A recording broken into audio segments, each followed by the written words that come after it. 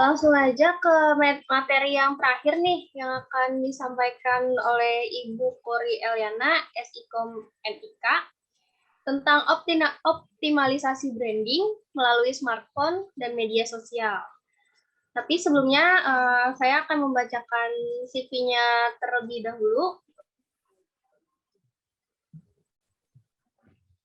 Yang pertama, nama Ibu Kori Eliana SIKOM NIK, tanggal lahir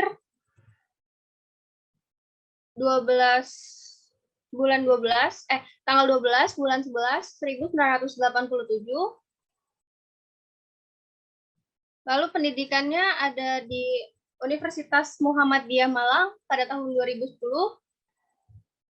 Pasca sarjana Universitas Muhammadiyah Jakarta pada tahun 2014. Kepada Ibu Kori, saya persilahkan. Terima kasih. Terima kasih banyak Mbak Moderator ya, Mbak Askia Saida. Mohon izin kepada Pak Rektor, kepada yang terhormat Bapak Rektor UNIS, Bapak Kepala LP3M UNIS Tangerang, dan Bapak Kadis yang tadi sudah memaparkan. Dan terima kasih juga atas kesempatannya dari UNIS Tangerang yang mempersilahkan saya untuk mengisi materi. Tak lupa juga saya ucapkan terima kasih kepada pemateri sebelumnya, Pak Tommy, Pak Ade, dan Mas Afga atau Afgan ya. Oke, saya bisa share screen ya Mbak ya. Boleh Ibu, silakan. Tapi di sini host disable participant screen sharing nih Mbak.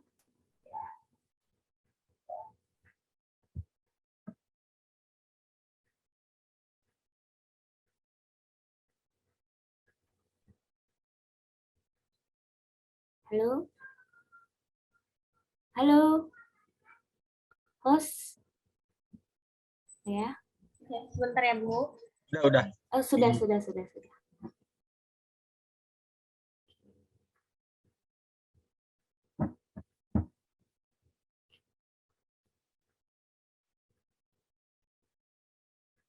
Oke, yang pertama, saya akan memaparkan tentang digital branding. Kalau tadi Pak Tommy tentang brandingnya, kemudian Pak Ade itu mengenai marketingnya, lalu kemudian Kakak Aga itu tentang logonya. Nah, saya adalah bagian dari itu semua.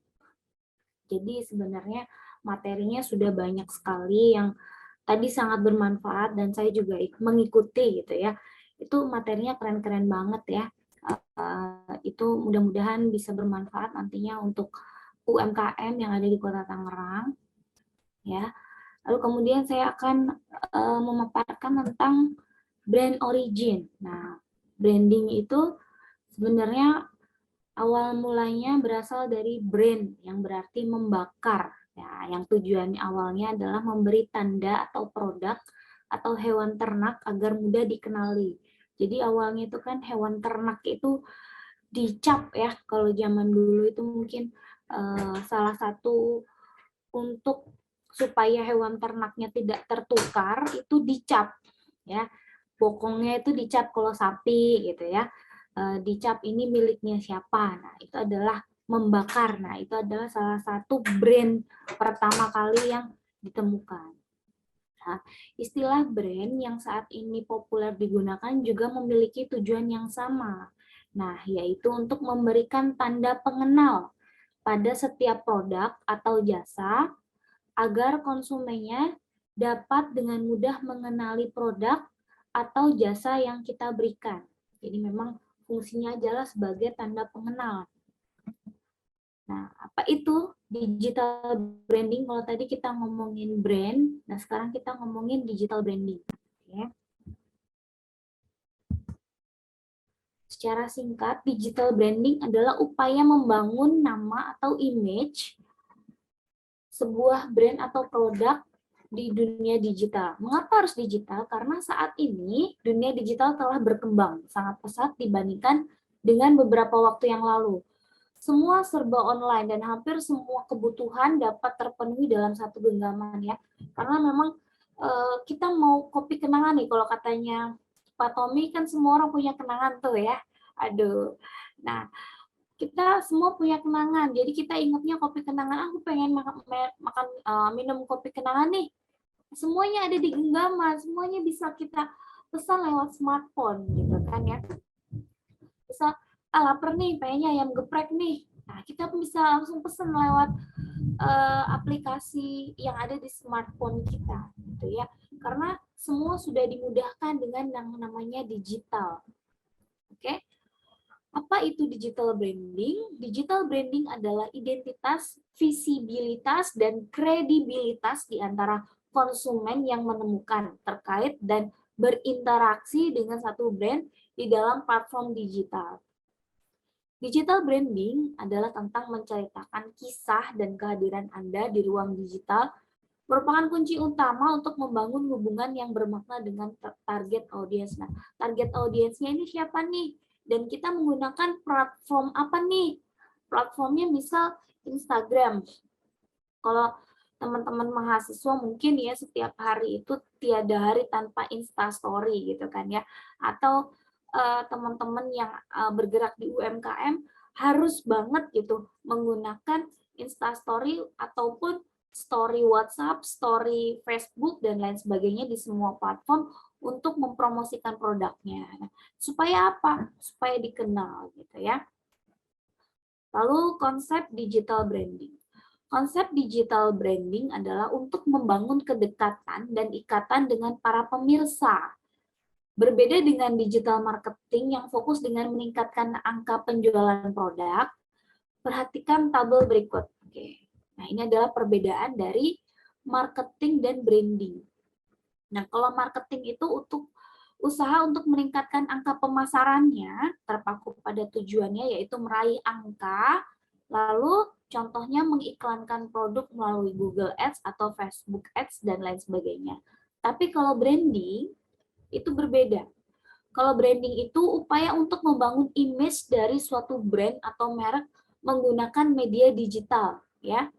Lalu kemudian fokusnya lebih kepada membangun ikatan yang erat antara perusahaan atau brand dengan audiens, namun tidak tampak terlalu menjual. Jadi untuk bagaimana si konsumen itu percaya, lebih meningkatkan kepercayaan ya, bukan untuk meningkatkan penjualan saja, tapi imbasnya ke situ gitu.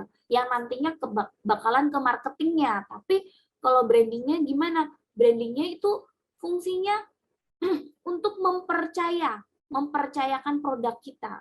Mengapa kita menggunakan branding gitu ya. Lalu kemudian fungsi merek. Nah, kalau tadi sudah ngomongin logo, sekarang kita ngomongin merek ya. Kalau tadi si Mas Afga itu ngomongin logo, bagaimana itu logo gitu. Sebenarnya saya juga bakalan ngomongin logo tadinya, tapi karena sudah dibahas secara tuntas gitu, setajam silet oleh Mas Afga tadi, jadi ada baiknya meminimalisir waktu. Jadi saya akan membahas fungsi merek menurut Carl Jung ya. Nah, fungsi merek itu apa? Yang pertama ada pemikiran, perasaan, sensasi, dan intuisi gitu kan ya. Nah, pemikiran seperti apa? Kegiatan rasional seperti analisa, menghitung terjadi di sini. Jadi memikirkan merek apa ya yang belum ada gitu kan. Kemarin baru-baru ini Gojek dan Tokopedia bekerja sama menemukan mereknya namanya GoTo, Gojek dan Tokopedia gitu. Walaupun sempat terjadi perdebatan karena GoTo itu adalah salah satu merek perusahaan tertentu yang bergerak di bidang lainnya gitu kan. Nah, lalu kemudian ini menjadi permasalahan. Nah, menciptakan merek juga harus detail dan kita bisa tahu sudah ada atau belum. Maka dari itu, ketika kita menciptakan brand, ada baiknya langsung didaftarkan ya. Tadi Pak Tommy dan Pak Ade juga sudah membahas bagaimana yang namanya merek itu harus segera didaftarkan supaya nantinya tidak berimbas ke perebutan. Oke. Lalu merek juga melibatkan perasaan atau pikiran berhubungan dengan emosi. Aduh. Jadi kayak misal nih ya, kalau tadi Pak Tommy ngomongin kopi kenangan, saya ngomongin kopi janji jiwa nih ya. Nah, kalau kopi janji jiwa itu kan selalu ada quotes-quotes-nya ya. Kopi kenangan juga ada quotes-quotes-nya. Nah, itu melibatkan pikiran dan perasaan nggak? Melibatkan banget ya, apalagi nanti dibuat status gitu kan ya, janji jiwa, janji sekopi sejiwa, Allah gitu kan ya. Lalu kemudian ada sensasi. Nah, sensasi berkaitan dengan sentuhan, rasa, suara, bau, penglihatan. Jadi biasanya nih ya, kalau kita dari jauh nih, di mall nih, kita jalan-jalan di mall, kita nyium aroma kopi-kopi karamel apa ya, enak banget nih. Kita langsung, oh, roti boy gitu kan ya. Nah, itu juga sangat mempengaruhi nih gitu kan. Sensasinya si roti boy ini tidak terlupakan dimanapun, di seluruh mall gitu kan, rata-rata ya, ada di seluruh, ketika ada satu counter roti boy gitu, di ujung aja gitu, hampir ke ujungnya gitu, wanginya roti boy ini sensasi banget gitu kan ya. Sensasinya itu nyampe ke ujung lagi gitu kan, sehingga si pembeli jadi lapar nih bau roti boy kan gitu kan. Lalu intuisi seringkali muncul sebagai tindakan impulsif.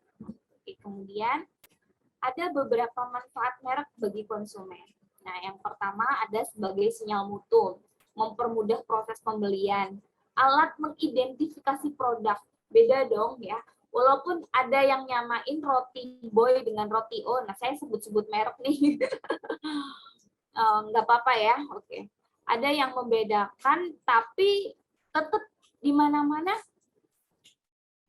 orang mengidentifikasikan kalau itu roti boy, walaupun berbeda gitu. Tapi itu ketika kita wangi, cium-cium aroma kopi karamel gitu, kita langsung mengidentifikasikan itu roti boy gitu, walaupun itu roti O gitu kadang-kadang. Ayo beli roti boy, ternyata roti O gitu. Ada juga yang sebagian orang yang kecele mau membeli gitu ya, apa ya namanya, istilah kecele itu ya, salah gitu kan ya. Lalu melindungi konsumen karena produsennya jelas. Nah, melindungi konsumen dari apa? Misal, kalau saya pribadi ya, minum kopi itu paling enak memang kopi-kopi yang original ya, karena memang saya coffee lovers, Allah. Nah, memang sebagian orang itu memang menyukai kopi dan sudah tahu identifikasi rasa kopi yang memang disukai gitu kan.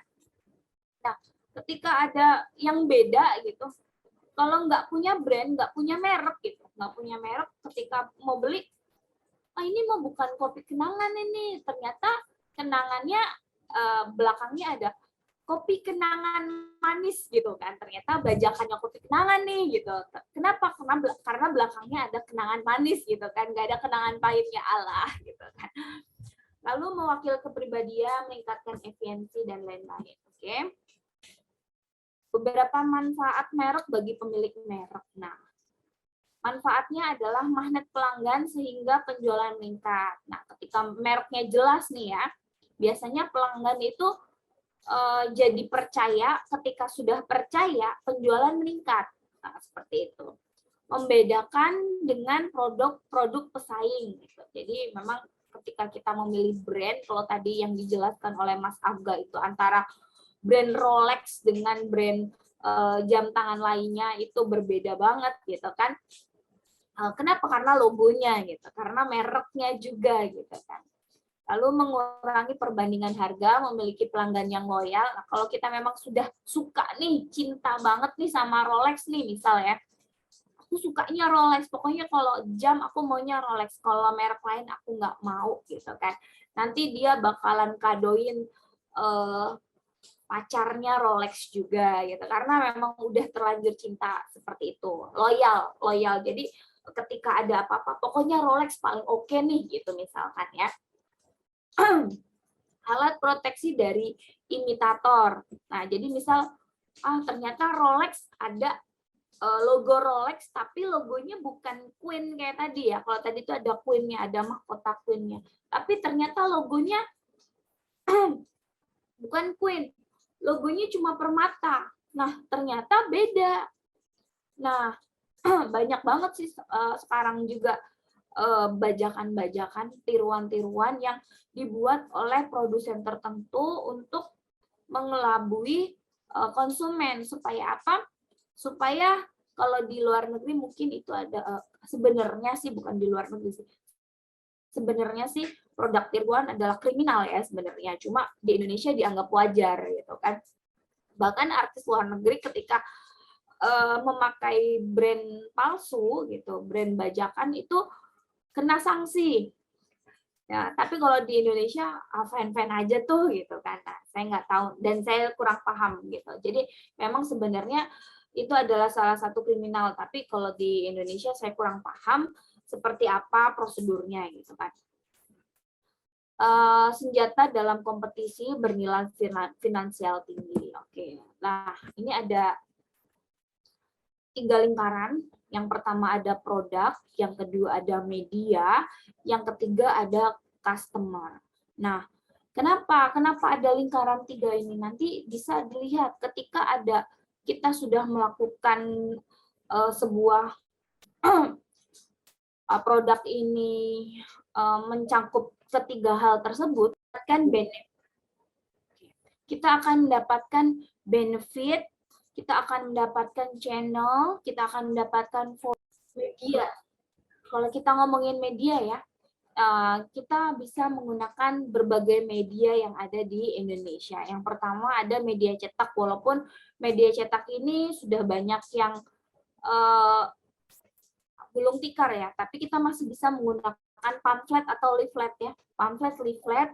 Nah, kemudian ada media elektronik. Media elektronik itu apa aja? Misal televisi, radio ya, media luar geria. Nah, ini yang memang kadang-kadang agak susah ya, karena kita harus memperlihatkan luar geria ini. Luar geria itu seperti baliho, seperti spanduk, seperti billboard salah satunya. Lalu kemudian media digital. Media digital itu banyak banget ya, ada media sosial dan lain-lainnya. Oke. Total belanja iklan per Januari sampai Juli 2020 di semua tipe media. Nah, dari TV nasional memang TV lebih cenderung banyak ya. TV digital itu ada 20, TV ada 72%, kemudian radio hanya 1%, kemudian cetak itu ada 8%. Kita lihat presentasinya. Kenapa televisi masih tergolong media yang sangat digembor-gemborkan gitu kan? Karena mindset masyarakat Indonesia masih ketika belum masuk TV belum bisa dipercaya seperti itu ya. Walaupun Shopee adalah platform digital yang lebih sering digunakan menggunakan handphone, tapi iklannya tetap di televisi. Tapi kalau iklan di televisi gimana? Iklan di televisi itu sangat mahal. Biayanya itu bukan lagi, kalau kita menggunakan media sosial kan gratis ya. Kita hanya membuat akun, foto produk, kemudian dipasarkan gratis. Biayanya sangat terjangkau. Kita hanya memerlukan pulsa dan handphone. Tapi kalau di televisi gimana? Kita buat kontennya. Setiap hari kita melihat apa? Iklan Shopee di televisi. Walaupun iklan Mas Perindo juga masih ada gitu kan. Tapi kan iklan Shopee, iklan platform-platform digital seperti Gojek dan lain-lain juga banyak banget masih ada di televisi gitu. Bayarannya gimana? Bayarnya per detik dan itu sangat mahal gitu kan. Lalu kemudian mengapa media digital? Nah, yang tadi saya bilang karena televisi itu mahal dan media sosial itu, media digital terutama itu cepat. Jadi kita mau menjangkau kalau kita followersnya banyak, kita bisa menjangkau semuanya ya. Kita buat satu akun tapi bisa dibaca dunia gitu kan. Cepat, murah, mudah, lebih fleksibel, jangkauannya luas, bisa berinteraksi, terukur, banyak variasinya dan lain-lain ya. Jadi keutamaannya di media sosial itu tidak mahal ya. Lalu kemudian, nah tadi kan Pak Ade itu mungkin ada digital around the world-nya yang 2022 ya. Saya ketinggalan 1 tahun nih Pak Ade. Nah, ada banyak orang yang menggunakan smartphone di dunia ini ya. Di internet ada 400 billion, tapi kalau smartphone lebih tinggi gitu kan. Kenapa? Kenapa seperti itu gitu kan? Lalu kemudian populasi esensial. Nah, populasi dari total populasi itu ada 7,83 billion. Itu perempuan ada 49%, laki-laki ada 50%. Nah, banyakan ya laki-laki. Lalu kemudian annual change ada 1%, kemudian median age ada 31%. Nah, dari sini kita bisa lihat presentasi orang yang menggunakan orang yang ada di dunia, lalu kemudian menggunakan smartphone dan internet. Nah, kemudian sosial media di Indonesia itu yang menggunakan sosial media YouTube paling tinggi. WhatsApp kedua, nah ini surveinya tahun 2021 Januari ya, 1 tahun yang lalu ya. Nah, akan tetapi di dunia gimana? Di dunia ternyata Facebook yang masih paling tinggi.